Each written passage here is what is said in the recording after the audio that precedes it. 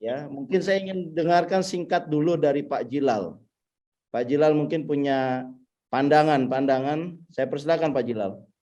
Terima kasih Mas Hidayat, terima kasih. Selamat malam semuanya teman-teman. Sebetulnya begini, kalau saya pribadi ya melihatnya, kita itu seperti nggak punya nggak punya rencana, nggak punya strategi gitu loh untuk mengurusi negara ini ya. Kita ingat di awal Pak Jokowi naik di 2014, beliau dengan tegas mengatakan bahwa tidak ada lagi subsidi BBM. Ya. Dan kebetulan waktu itu harga minyak juga lagi jatuh. Ya, lagi jatuh. Dan kita tahu bahwa ketika itu Pertamina betul-betul dapat rezeki lah, gitu ya, dapat rezeki karena seingat saya waktu itu laporan keuangannya kurang lebih 2/3 atau 70% dari income-nya justru bersumber dari penjualan BBM. Karena harga minyak dunia lagi jatuh, tapi harga penjualan BBM kita tidak diturunkan. Nah, kemudian hari memang karena lagi euforia dan sebagainya ya, jadi waktu itu Pak Jokowi sempat, karena harga minyak naik, sempat menaikkan beberapa kali harga BBM dan tidak ada gejolak.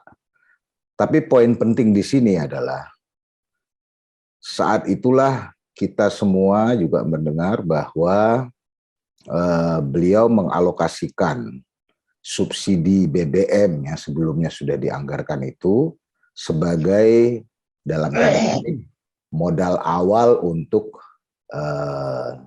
membangun infrastruktur, gitu ya, bangun infrastruktur. Oke, semuanya oke-oke aja. Tapi kembali kepada tujuan utamanya. Tujuan utamanya apa sih? Gitu. Tujuan utamanya kan supaya katanya pertumbuhan ekonomi, lapangan pekerjaan dan sebagainya dan sebagainya. Nah, di sini menarik karena faktanya gitu, kalau salah satu indikator yang saya gunakan untuk melihat seberapa jauh dampak dari segala program-program yang dikerjakan itu terhadap kesejahteraan di daerah-daerah, itu adalah melihat proporsi PAD dan bagi hasil yang mereka terima, gitu ya. Nah, fakta yang terjadi adalah PAD dan bagi hasil, saya sebut dua komponen ini sebagai otonomi fiskalnya daerah ya. Proporsinya justru menurun ya. Kalau untuk tingkat 1 itu 2010 itu masih ternyata 73% dari total pendapatan mereka. Nah, 2020 ini tinggal 58 gitu ya. Atau dari 2014 turun dulu 66, itu sekarang 58. Untuk tingkat 2, kota dan kabupaten, di seluruh Indonesia ini, dan ini laporan resmi dari Kementerian Keuangan, gitu, itu dari 30% sekarang tinggal 27%.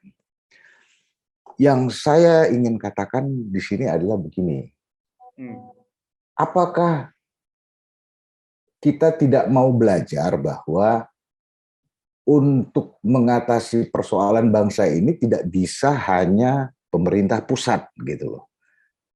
Tapi juga harus melibatkan pemerintah daerah dan juga masyarakatnya.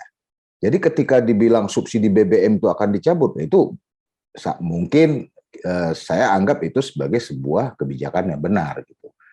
Tapi begitu minyaknya nggak karu-karuan, akhirnya ternyata nggak berani untuk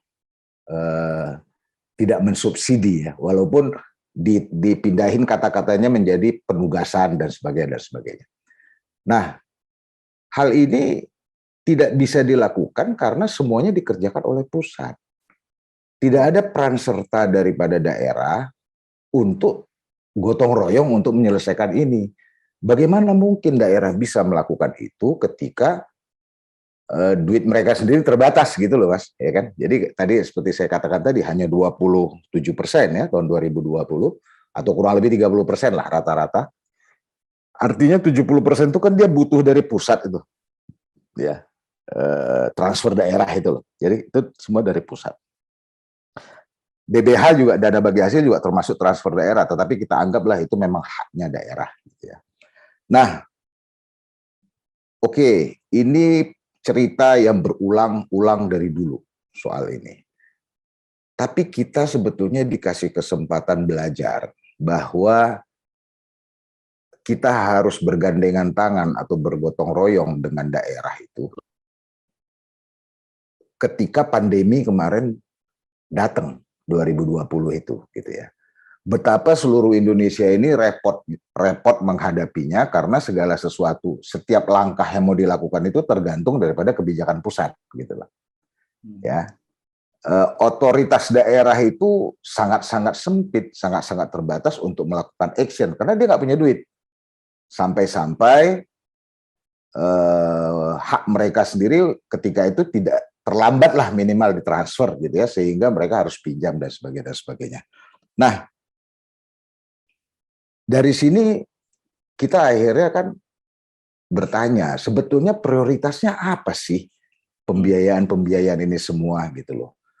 Kalau dibilang bahwa harganya sebetulnya itu ya semua udah tahu lah ya, itu bukan subsidi murni ya, itu subsidi tidak langsung. Mereka mengatakan bahwa keuangan negara nggak kuat dan sebagainya. Tapi ada proyek-proyek yang seperti dikatakan Pak Fadil tadi, pekerjaan-pekerjaan yang jalan terus, pantang mundur gitu ya, pantang dihentikan, walaupun fakta yang saya sebutkan tadi mengatakan bahwa apa yang sudah dilakukan selama dari tahun 2010 sampai 2020 itu faktanya tidak memberikan implikasi signifikan terhadap seluruh Indonesia ya, lain Jakarta, lain di pusatnya sendiri gitu loh. Nah, yang berikutnya lagi itu mungkin ini yang terakhir ya, saya tambahin sedikit. Begini, kita belajar sebetulnya ketika krisis tahun 98, nggak ada yang siap untuk menghadapinya. Tetapi waktu itu kita semuanya rasanya sepakat bahwa perekonomian kita itu tetap bergerak dan tumbuh, artinya bergerak gitu ya, itu karena adanya sektor informal gitu. Ya. Nah, hari ini pun sebetulnya sektor informal itu masih berperan penting, walaupun sebagian mereka sudah diformalize, ya, diformalize lewat ojek online dan sebagainya gitu ya.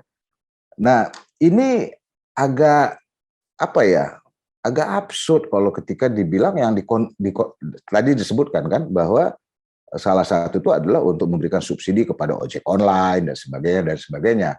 Padahal kita tahu ojek online itu sudah murni